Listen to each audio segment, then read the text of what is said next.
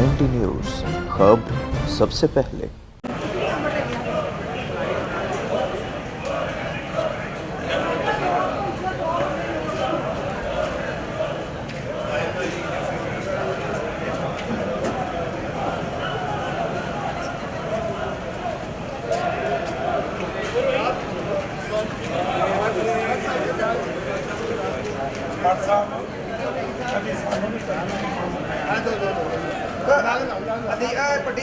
حمزہ حمزہ حمزہ حمزہ حمزہ حمزہ حمزہ حمزہ حمزہ حمزہ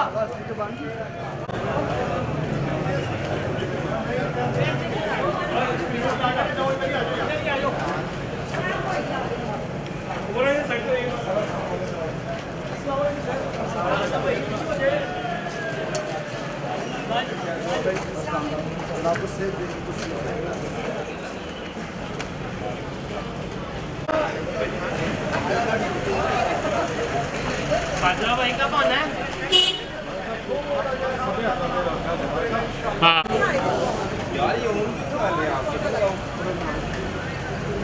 बाजरा भाई का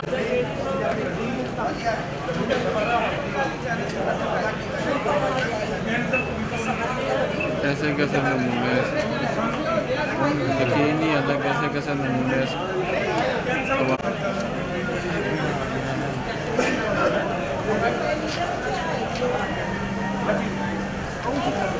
यार अपना प्राइवेट अपना वो है ना एक डायरेक्ट आपको चलता है भाई इधर आ जा थोड़ा जा चलो चलो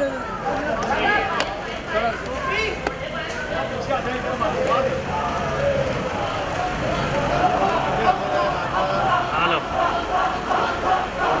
मैं हमारा ड्राइवर में चाड़ना सारा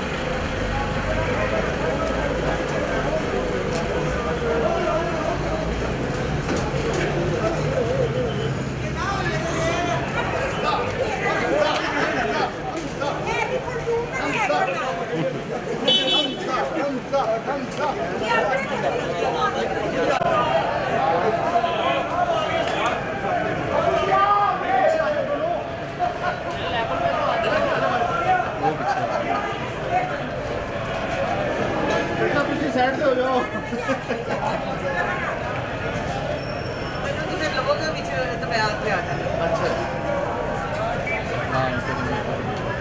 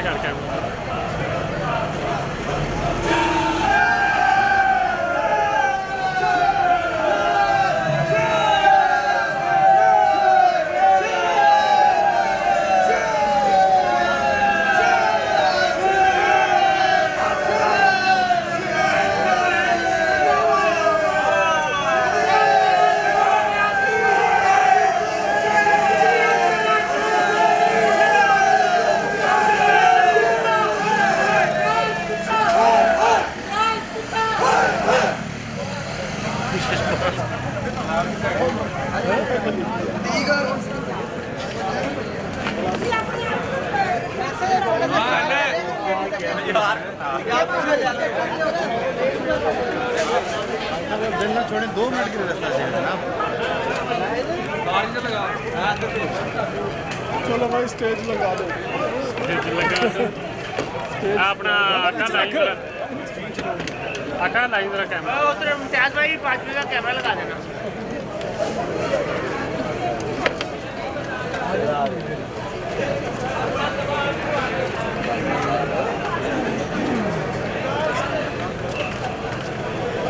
यार ये माइकल मूवी का रोला पहले खत्म कर देना, बाद में किल कर देना। हाँ यार ये सारी फुटेज में दोबारा से प्ले करवा दूँगा। ऊपर एमसीआर ने साहब ये पकड़े ट्राइपॉड पे रखें।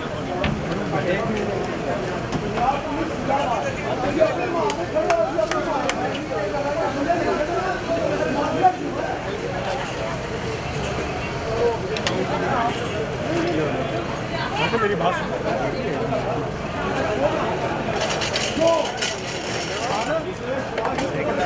मान भाई ये रहने दो।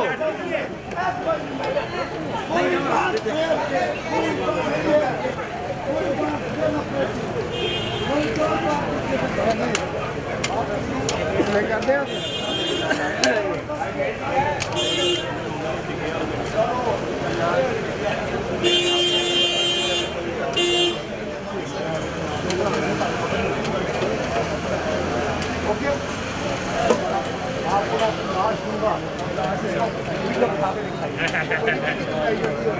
देख तेन सट लग जानी पड़ जानी। पीछे देख लेना हुन। ओके है सर आज सही बनाया है कि सही से।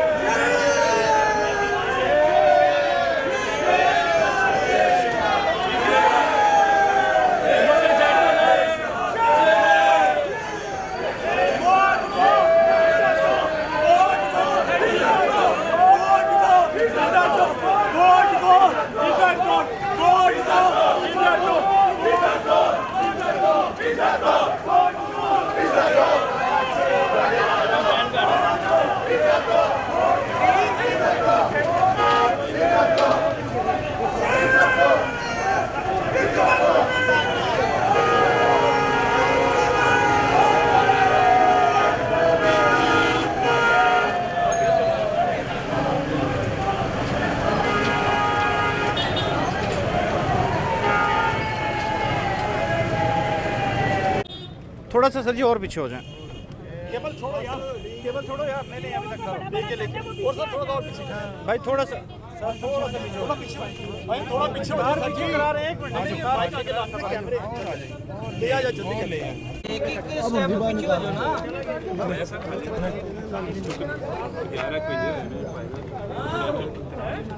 शहबाज साहब पे बात करेंगे। ठीक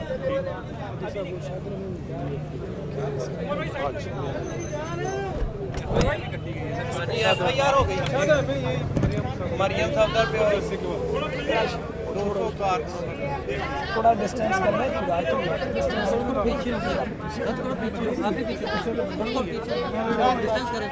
फिर बात कर लेंगे, इन दोस्तों से बात कर लेंगे। सर इन्होंने कहा तो डिस्टेंस मेंटेन करेंगे। इतना सा करेगा ये सभी आएंगे, सभी ये नहीं हो सकता ना है सिर्फ ये भाईजान सिर्फ 1 कदम आप आ रहे हैं, आप 2 कदम भी होंगे तो आप आ रहे हैं, आप आ रहे हैं, आप आ रहे हैं। थोड़ा जी ना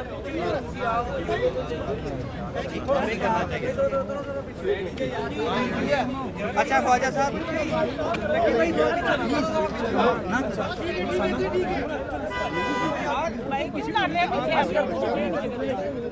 थोड़ा सा यार मेन इमाम साहब देखो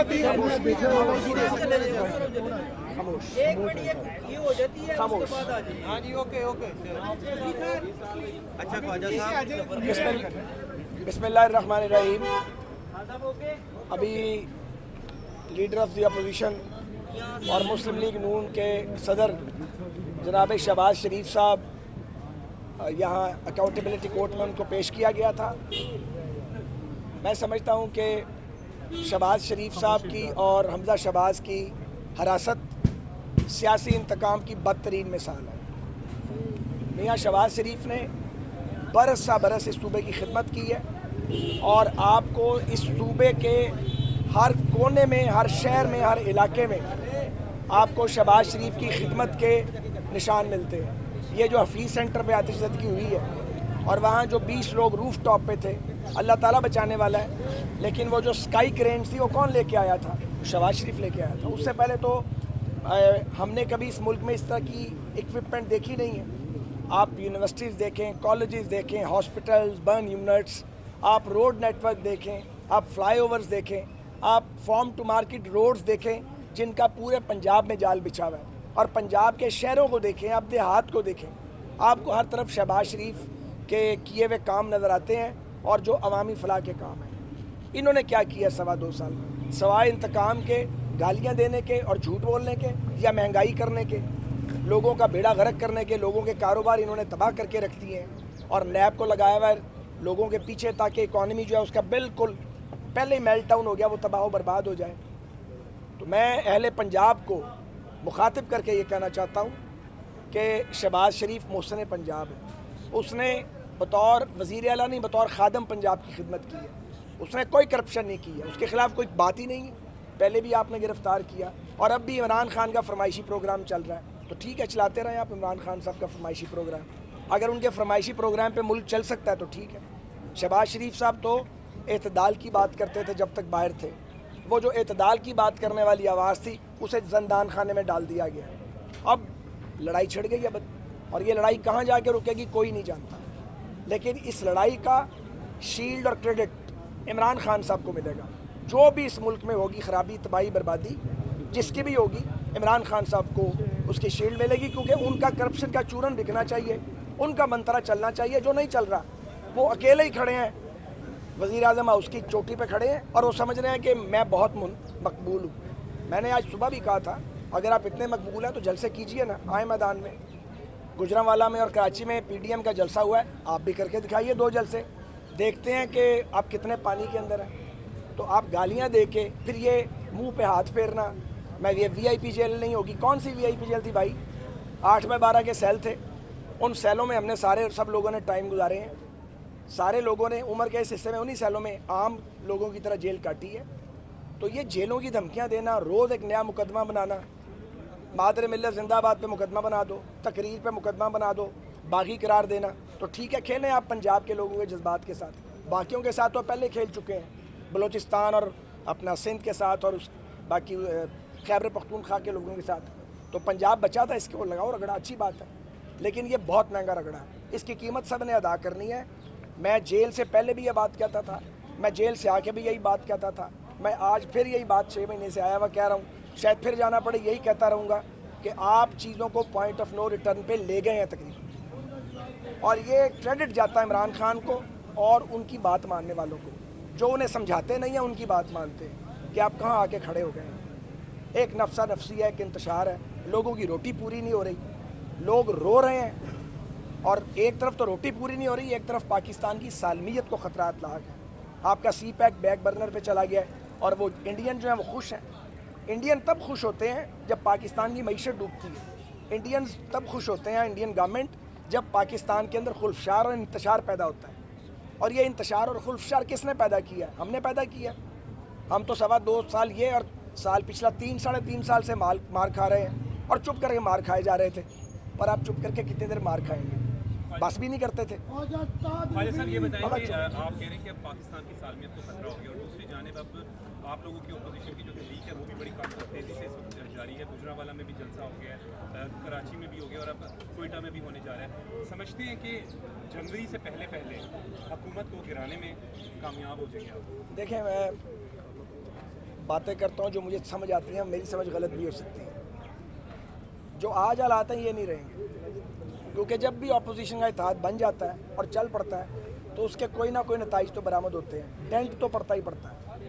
اب بات یہ ہے کہ حکومت اسے کیسے ہینڈل کرتی ہے, اور اگر وزیر اعظم بھی بھڑک بازی شروع کر دے اور دھمکیاں دینی شروع کر دے بجائے انگیج کرنے کے, وہ لڑائی یا سینے چڑھا کے شروع کر دے, تو پھر سوچیں انجام کیا ہوگا. تو انجام تو اس کا ٹھیک نہیں ہے, لیکن اب ہم ایک خوفناک انجام کی طرف بڑھ رہے ہیں. اس لیے بطور ایک سیاسی کارکن کے, مجھے 40-45 سال ہو گئے ہیں یہ کام کرتے ہوئے, میری ذمہ داری ہے یہ کہنا بطور ایک ممبر پارلیمنٹ کے, اس شہر کے ایک نمائندے کے, میں یہاں سے 7 بار اسمبلی میں گیا ہوں, لوکل باڈیز میں رہا ہوں, یہیں اسٹوڈنٹ پالیٹکس کرتا رہا ہوں, درجنوں الیکشن لڑے اور الحمدللہ جیتے ہیں. میں یہ کہنے کا حق رکھتا ہوں لاہور کے ایک لسٹمیٹ نمائندے کے طور پہ کہ حکومت پاکستان کو غلط سمت میں لے کے جا رہی ہے, حکومت پاکستان میں تقسیم کی بنیاد رکھ رہی ہے, حکومت اداروں کے بیچ لڑائی کرانا چاہتی ہے اور الزام دوسروں پر لگاتے ہیں آپ. اور آپ کے فرمائشی پروگرام ہی ختم نہیں ہوتے. وزیر اعظم صاحب, آپ کا فرمائشی پروگرام ختم ہو تو ملک کے اندر کوئی امن کی بات ہو. اگر آپ کی فرمائش یہی رہے گی کہ ان کو جکڑ دو, ان کو مار دو, ان کو جیلوں میں ڈال دو اور میں اکیلا یہاں پہ راج کروں گا, یہ کبھی ہوا نہیں ہے 72 سال میں, ابھی بھی نہیں ہوگا. صرف خرابی پیدا ہوگی اور خرابی بسیار پیدا ہوگی. خاص صاحب, آپ یہ سمجھتے کہ میاں محمد نواز شریف کی جو تقاریر ہے حالیہ, وہ بھی پوائنٹ آف نو ریٹرن کی طرف جا رہی ہے کہ اسٹیبلشمنٹ اور پولیٹیکل جو ہے پارٹیز ہیں ان کے درمیان خلیج بڑھ رہی ہے؟ یہ خلیج بڑھ رہی ہے, اس کو نہ ماننا تو میں سمجھتا ہوں بڑی نامعقول بات ہوگی, لیکن اس کے حالات اور اس کا پس منظر جو ہے اس کو بھی ایویلیویٹ کرنا چاہیے کہ یہ وقت کیوں آیا. جو شخص مفاہمت کی بات کرتا تھا وہ تو جیل میں ہے, اس کا مطلب ہے مفاہمت کو جیل میں بند کر دیا گیا, تو ٹھیک ہے, تو یہ حالات ہیں. بہت مہربانی, شکریہ, تھینک یو.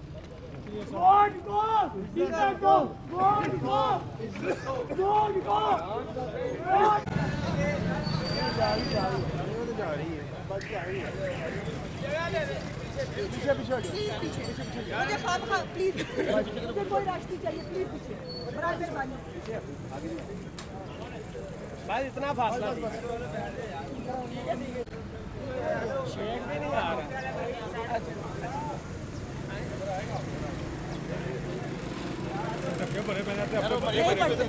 سب پیچھے اوپر نہیں گرے گا کوئی, پلیز تھوڑا فاصلہ رکھ لے.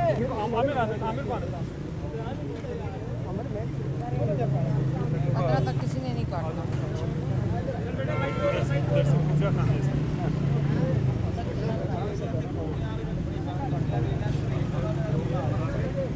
ہو گیا,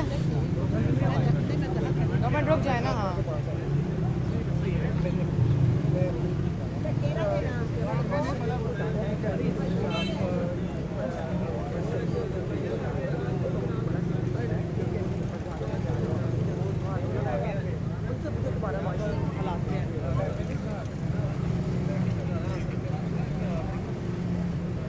ہاں جی, ہلو, ٹھیک ہے, ریڈی ہے, اوکے. زیادہ بولنا پڑے گا. چلو, بسم اللہ الرحمن الرحیم. آج یہاں شہباز شریف صاحب صدر پاکستان مسلم لیگ نون کی ہیئرنگ تھی, اور جیسا کہ آپ کو معلوم ہے کہ وہ ان کو جوڈیشل کر دیا گیا ہے, لیکن یہ بتانا بہت ہی ضروری ہے کیونکہ پہلے دن سے شہباز شریف کا موقف تھا کہ اگر ایک دھیلے کی کرپشن ثابت ہو جائے تو وہ سیاست چھوڑ دیں گے, اور وہ بار بار چیلنج کرتے تھے ان نالائکوں کو, نااہلوں کو, جھوٹوں کو, کرپٹ ٹولے کو, سلیکٹڈ ٹولے کو, کہ تم سیاسی انتقام نیب نیازی گٹھ جوڑ جو ریاست کی طاقت کو استعمال کر کے سیاسی مخالفین کو گرفتار کر رہا ہے, ہر مخالف آواز کو بند کر رہا ہے, چاہے وہ میڈیا کی ہو یا چاہے وہ پارلیمان کی ہو یا چاہے وہ سیاسی مخالفین کی ہو. جیسا کہ آپ کو معلوم ہے کہ آج پھر نیب نیازی گٹھ جوڑ نے شہباز شریف صاحب کا ریمانڈ مانگا. آج چیخ کر کہہ رہے تھے, کیونکہ خالی برتن زیادہ شور مچاتا ہے, چیخ کے کہہ رہے تھے کہ ہمیں ریمانڈ چاہیے. تو جج صاحب نے کہا کس بات کا ریمانڈ چاہیے؟ اور میں آپ کے ذریعے پاکستان کی عوام کو بتانا چاہتی ہوں کہ 23 اکتوبر 2018 کو شہباز شریف صاحب کو گرفتار کیا گیا، صاف پانی میں بلا کر آشیانہ میں گرفتار کیا گیا، اور 23 اکتوبر 2018 کو جب شہباز شریف صاحب نیب کی کسٹڈی میں تھے، 5 اکتوبر کو گرفتار ہوتے ہیں، 23 اکتوبر 2018 کو یہ جو ایسڈ بیونڈ مینز کا کیس ہے وہ شروع ہوتا ہے، جب شہباز شریف صاحب ان کی کسٹڈی میں تھے اور نیب گرفتاری نہیں ڈالتا، کیونکہ عمران صاحب کا نے کہا کہ جب میرا حکم ہوگا، قانون ایک طرف، جب میرا حکم ہوگا تب شہباز شریف کو گرفتار کیا جائے گا، اور آج چیخ چیخ کر ریمانڈ مانگ رہے تھے۔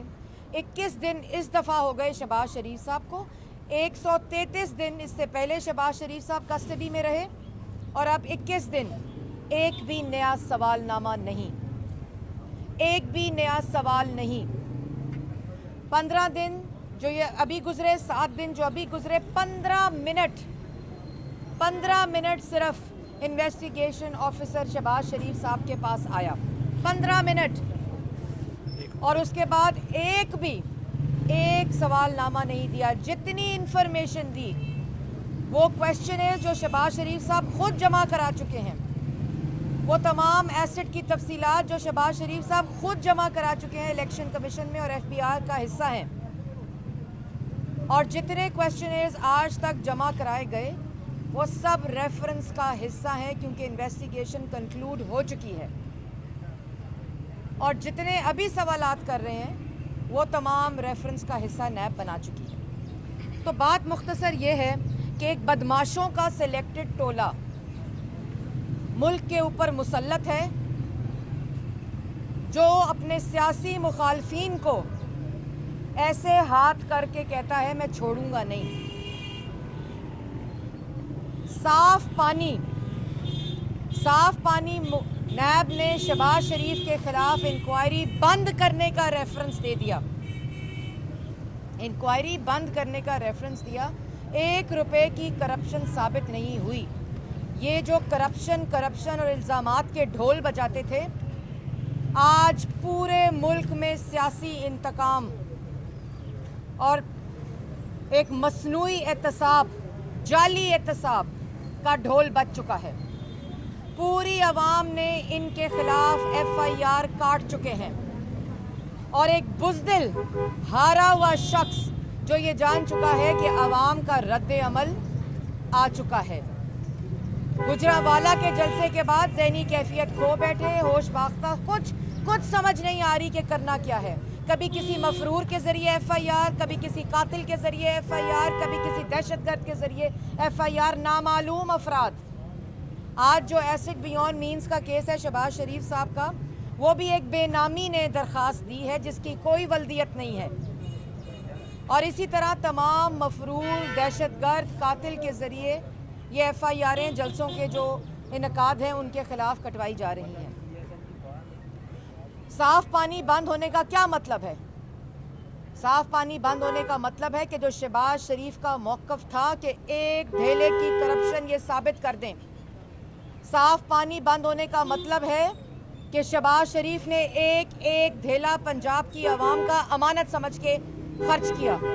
صاف پانی بند ہونے کا مطلب ہے کہ نیب نیازی گٹھ جوڑنے عمران صاحب نے یہ تسلیم کیا کہ شہباز شریف کے خلاف ایک ڈھیلے کی کرپشن ثابت نہیں کر سکے، اور بطور وزیر اعلیٰ آج کی تاریخ تک 1 روپے کی کرپشن شہباز شریف پر ثابت نہیں ہو سکی۔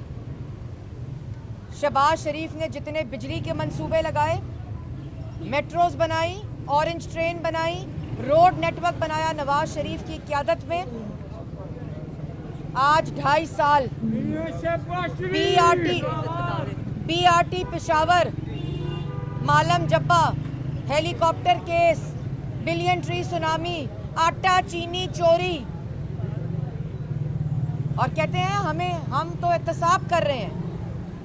آپ بتائیں کہ ان 2.5 سالوں میں سارا سرکاری ریکارڈ آپ کے پاس ہے، ایک منصوبے میں کرپشن ثابت نہیں کر سکے، ایک منصوبے میں، اور جن منصوبوں پر تختیاں لگاتے ہیں उनको कंट्रोवर्शियल बनाया। और आज हकीकत ये है कि नैब न्याजी गठजोड़ खुद शहबाज शरीफ के खिलाफ इंक्वायरीज बंद कर रहा है। कौन जवाब देगा कि 133 दिन शहबाज शरीफ को क्यों गिरफ्तार रखा? कौन जवाब देगा इस मीडिया ट्रायल का? आज अवाम ये नहीं पूछ रही, आज अवाम पूछ रही है कि आटा चीनी चोरी किसने किया। आज अवाम पूछ रही है कि 23 फॉरेन फंडिंग अकाउंट्स का जवाब क्यों नहीं आता। आज फिर एडजॉर्नमेंट मांगी है इलेक्शन कमीशन से।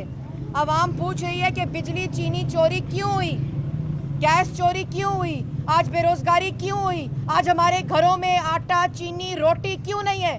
वो इसलिए नहीं है क्योंकि आज नवाज शरीफ वजीर आज़म और शहबाज शरीफ वजीर आला नहीं है।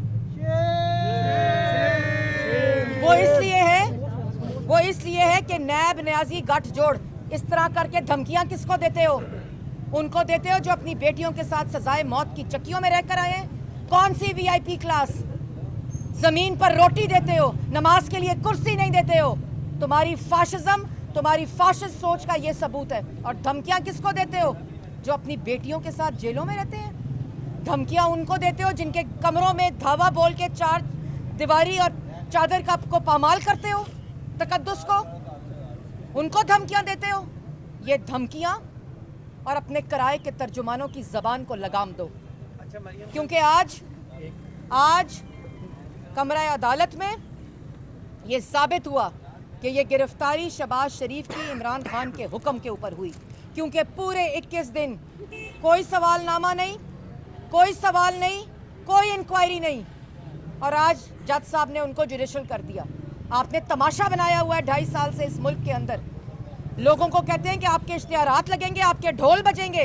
अपना जो ढोल बज रहा है उसका हिसाब दो कि किस तरह आपने मीडिया की जबान को बंद किया। आज मीर शकीलुर रहमान के खिलाफ 1 रुपए की करप्शन उस केस में साबित नहीं कर सके, लेकिन क्योंकि ये पैगाम देना है चैनल्स को बंद करके, मीर शकीलुर रहमान को बंद करके कोई आवाज़ ना उठाए, आपने चैनल बंद किए। आपने सियासी मुखालफिन को सजाए मौत की चक्कियों में रखा। आपने सियासी मुखालफिन की आवाज़ बंद की। आपने पार्लियामान की आवाज़ बंद की। हम आज भी यहाँ खड़े हैं और अपने हक की बात अवाम के समुंदर के सामने करते हैं।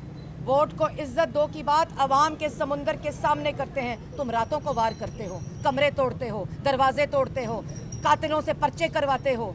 तुम्हें शर्म आनी चाहिए। और ये अगली दफ़ा जो तकरीर होगी ना, पहले तो नानी याद करा दी है, अगली दफ़ा जो तकरीर होगी उसको होशो हवास में कीजिएगा, उसको दायरे में रह कर कीजिएगा, क्योंकि जैसी बात करेंगे वैसा जवाब आएगा।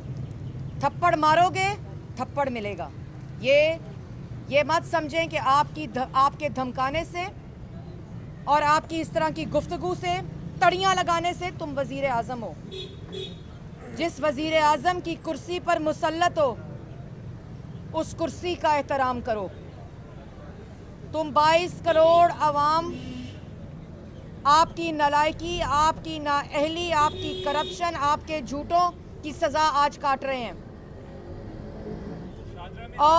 और शादरा के अंदर अभी मुझे इत्तला मिली है कि जो आवाम का समुंदर था और गुजरांवाला में वहाँ एक और FIR आ गई है। अब पता लगाना है कि कातिल है, मफरूर है या बेनामी है।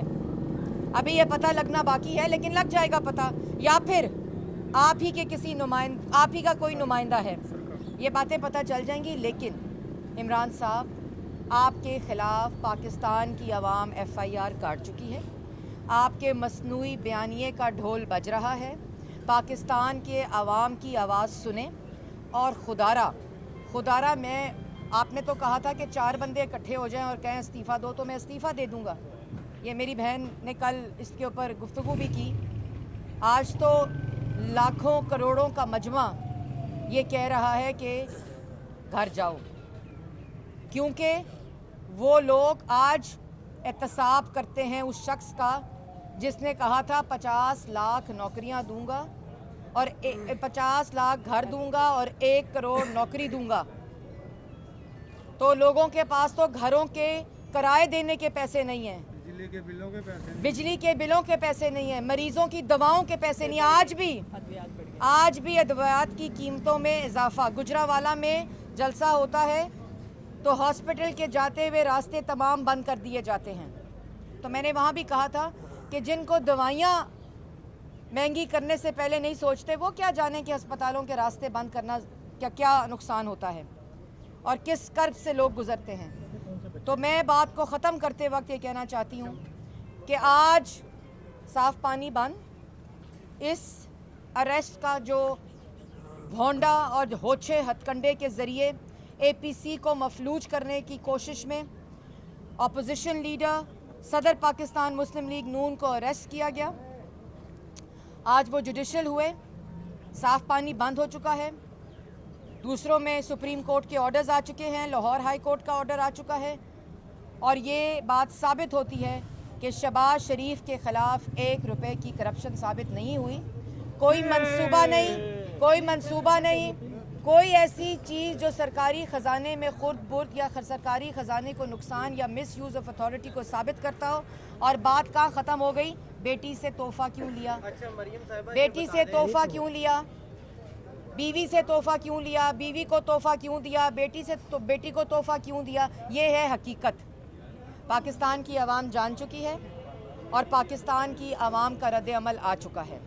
अल्लाह ताला हमेशा की तरह सुरखरू करेगा और इन नालायकों, नाअहलों और करप्ट टोले से निजात दिलवाएगा। साहिबा ये बता दें कि गुजरांवाला में नून लीग की जो मेज़बानी में जलसा हुआ, जो कराची में हुआ पीपल्स पार्टी की मेज़बानी में हुआ, यहाँ तो नवाज शरीफ साहब ने तकरीर कर दी, लेकिन कराची में नहीं करने दी गई, यहाँ नहीं की उन्होंने।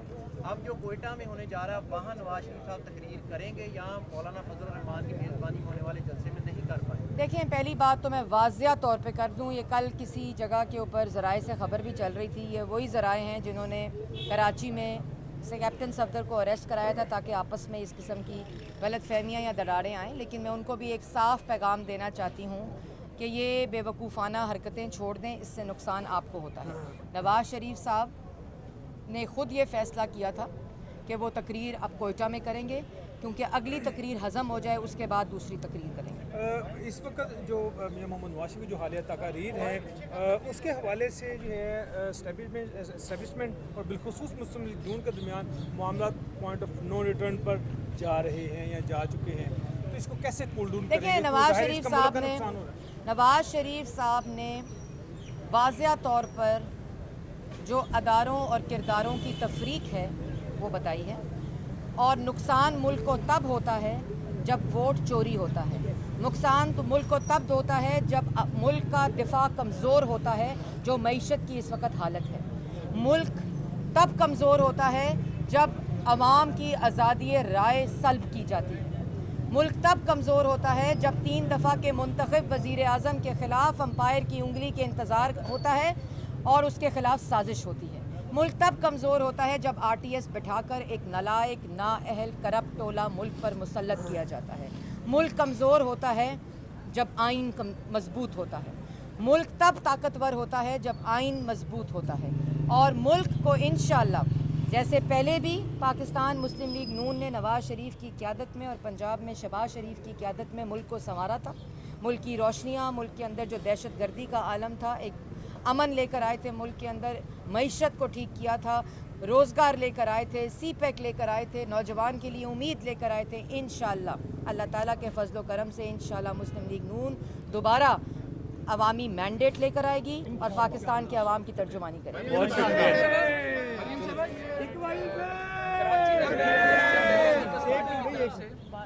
नून लीग के जो कायदीन हैं उनके उन्होंने अपने पोस्टर्स बड़े लगाए कहाँ? कराची में। जी। और क्या इस तरह का जेस्चर नून लीग भी पीपल्स पार्टी के लिए पंजाब में गुजरांवाला में जो पोस्टर्स थे और जो स्क्रीन्स थी वो तमाम इक्वली डिवाइडेड थी। आपने देखा होगा कि वहाँ जितनी तस्वीरें हमारे कायदीन की थी, उतनी तस्वीरें उतने ही साइज़ की अल्हम्दुलिल्लाह तमाम पॉलिटिकल पार्टीज़ की जो पाकिस्तान डेमोक्रेटिक मूवमेंट का हिस्सा हैं। बहुत शुक्रिया।